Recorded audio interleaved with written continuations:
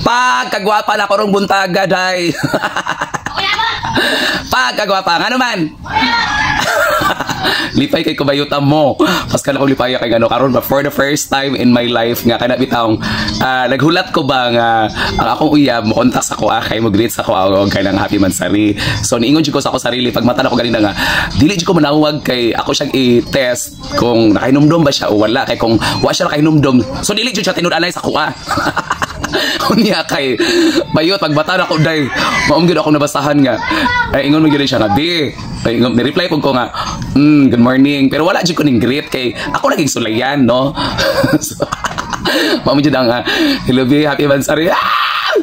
Ikilig jud ko bayuta mo day kay first time ako nag-greet kog ing ano bayuta mo nga kana bitong you expect ba nga he think of you di ba na iya kang gyunahon na meaning to say naada bili sa iya hatong adlaw to no. So I felt I am very special no na bisan pag kanang miingon mo nga uwi kanang miingon mo nga kanang say tawag kanang way hinungdan way kon but for me it is very kana bitang dako siya og impact sa akong life ba kay it is hard to find a person who could give love to you di ba mahirap maghanap ng tao na magbibigay ng pagmamahal sa iyo, magbibigay ng importansya sa iyo at magpaparamdam ng pagmamahal sa iyo. Ang hirap hanapin nun.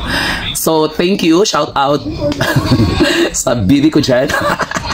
Shout out Ian, I'm very happy and Happy Mansari, first Mansari na to karon and thank you kay wa kakalimot and actually layo man ta sa usat-usa but I swear to God that I really love you and I promise I will keep that love until we see each other and sisikapin ko na hindi ako matukso, hindi ako maghanap ng iba because I am contented and I am satisfied with the love that you give to me.